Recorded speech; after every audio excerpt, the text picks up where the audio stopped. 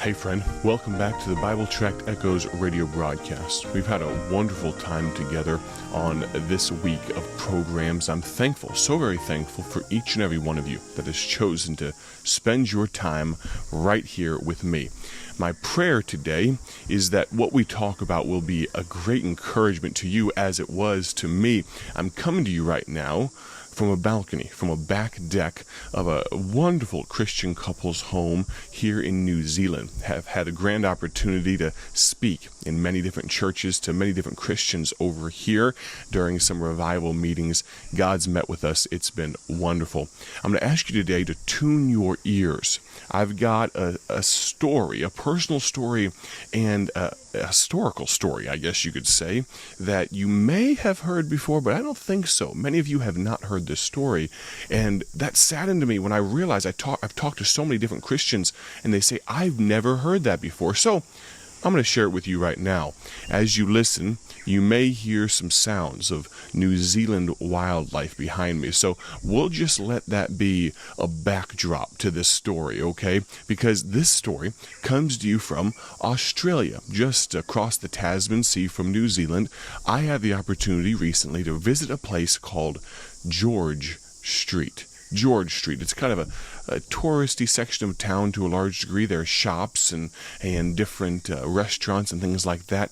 But let me tell you a story that began many years ago. You listening?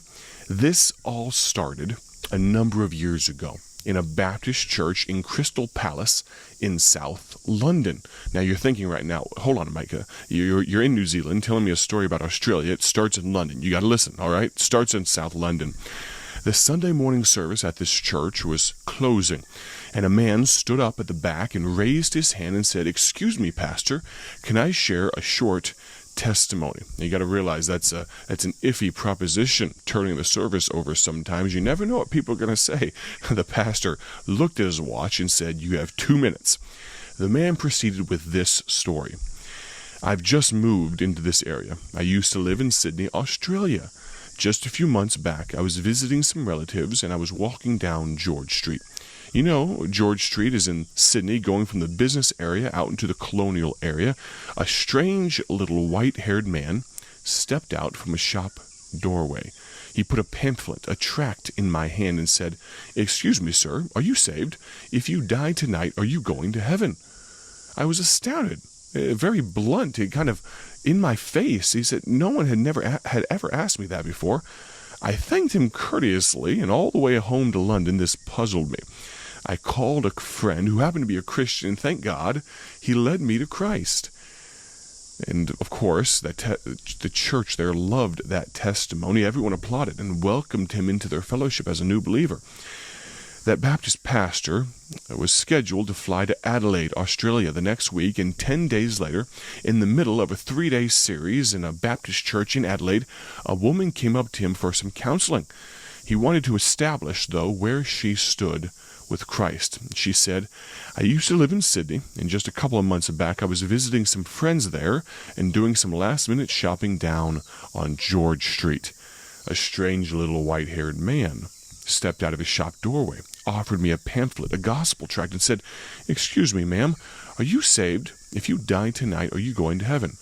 I was disturbed by these words. When I got home to Adelaide, I knew this Baptist church was on the next block from me. I sought out the pastor, and he led me to Christ. So I'm a Christian." The London pastor was now very puzzled. Twice in 2 weeks he had heard the same testimony. He then flew to preach in a church of Mount Pleasant in Perth. I think that's on the southwest side of Australia. For you Aussies, if I'm wrong on my geography, I apologize. But he was preaching there. When his teaching series was over, one of the elders of that church took him out for a meal, and he asked the elder how he got saved. He said, "I grew up in this church from the age of 15. Never, though, made a commitment to Jesus, just hopped on the bandwagon like everyone else. Because of my business ability, I grew to a place of influence. I was on a business trip to Sydney just 3 years ago. An obnoxious, spiteful little white-haired man stepped out of a shop doorway, offered me a religious pamphlet, and accosted me with a question. 'Excuse me, sir, are you saved? If you die tonight, are you going to heaven?' I tried to tell him I was a Baptist elder. He wouldn't listen to me. I was seething with anger all the way home from Sydney to Perth. I told my pastor, thinking that he would sympathize, but he agreed. He had been disturbed for years, knowing that I didn't have a relationship with Jesus, and he was right. My pastor led me to Jesus just 3 years ago. The London preacher flew home and was soon speaking at the Keswick conventions in the Lake District, and he threw in these 3 testimonies. At the close of this teaching series, 4 elderly pastors came up and explained that they too had been saved between 25 and 30 years earlier through that same little man on George Street, offering them a pamphlet and asking the same question. The following week, he flew to a similar Keswick convention in the Caribbean to missionaries. He shared the same testimonies. At the close of his teaching, 3 missionaries came forward and said they'd also been saved between 15 and 25 years earlier by that same little man's testimony in the same question on George Street in Sydney. Next, he stopped in Atlanta, Georgia. This preacher must have preached all over the place, apparently. He stopped in Atlanta, Georgia, to speak at a naval chaplain convention. For 3 days, he spoke to over 1,000 naval chaplains. Afterwards, the chaplain general took him out for a meal and asked the chaplain how he became a Christian. And he asked the chaplain how he became a Christian. You're probably guessing by now, aren't you, those of you listening to this story? It was miraculous, he said. I was a rating on a naval battleship, and I lived a reprobate life. We were doing exercises in the South Pacific, and we docked at Sydney Harbor for replenishments. We hit King's Cross with a vengeance. I was blind drunk, got on the wrong bus, and got off in George Street.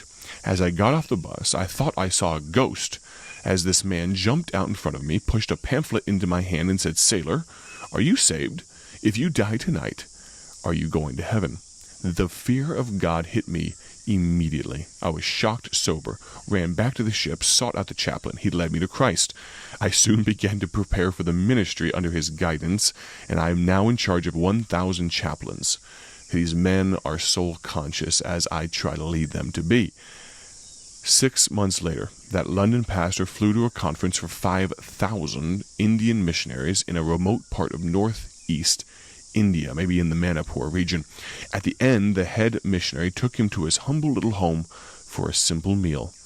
He asked how he, as a Hindu, the Baptist preacher, asked the man, formerly a Hindu, how he came to Christ. He said, "I grew up in a very privileged position. I worked in the Indian diplomatic mission, and I traveled the world.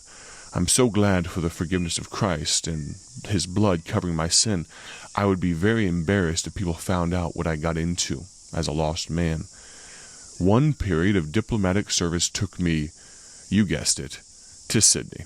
I was walking down George Street. I was doing some last-minute shopping, laden with toys and clothes for my children. And walking down George Street, a courteous, white-haired little man stepped out in front of me and offered me a gospel tract. He said, "Excuse me, sir, are you saved? If you died tonight, are you going to heaven?" I thanked him very much, but this disturbed me. I got back into my town, sought out our Hindu priest. He couldn't help me, but he advised me that to satisfy my curious mind, I should go and talk to the Christian missionary in the mission home at the end of the road. That was good advice, because that day, the missionary led me to Christ. I quit Hinduism immediately and began to prepare for the ministry.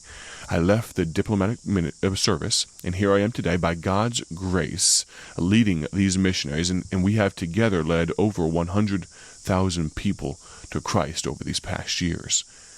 8 months later, that London pastor was preaching in Sydney. He asked the local Baptist minister if he knew of a little elderly, white-haired man who handed out tracts on George Street. He replied, "Yes, I do. His name is Mr. Jenner, although I don't think he does it anymore because he's so frail and elderly." 2 nights later, they went to meet him in his little apartment. They knocked on the door, and this tiny, frail old man greeted them. He sat them down and made them tea. He was so frail that he was slopping the tea into the saucer as his hands shook. The London preacher sat there and told him of all these accounts from the previous 3 years. The little man sat with tears running down his cheeks. He told them his story. "I was an enlisted man on an Australian warship, living a shameless life. In a crisis, I really hit the wall. One of my colleagues, to whom I gave literal hell, was there to help me. He led me to Jesus, And the change in my life was night to day in 24 hours. I was so grateful to God. I promised God that I would share Jesus in a simple witness with at least 10 people a day. As God gave me the strength, I did that. Sometimes I was ill and couldn't do it, but I made up for the days I missed at other times. I wasn't paranoid about it. It was just a commitment I tried to keep. I've done this for over 40 years. In my retirement years, the best place was George Street, where I saw hundreds of people a day. Lots of rejections, but a lot of people courteously took the tract. In 40 years of doing this, I have never heard of one single person coming to Christ as a result of my witness until today. You know, I would say that man had to be committed to Christ to do that for 40 years and not hear any results. But that simple little, non-charismatic little Baptist man witnessed to perhaps 140-something thousand people, if you do the math. I think that God was showing that Baptist pastor from London just the tip of the iceberg. Goodness knows how many more people have been arrested for Christ doing huge jobs out in the mission field. Mr. Jenner, he died 2 weeks later, but can you imagine the reward when he went home to heaven? Probably never appeared on a Christian periodical, probably was never had his name up in lights.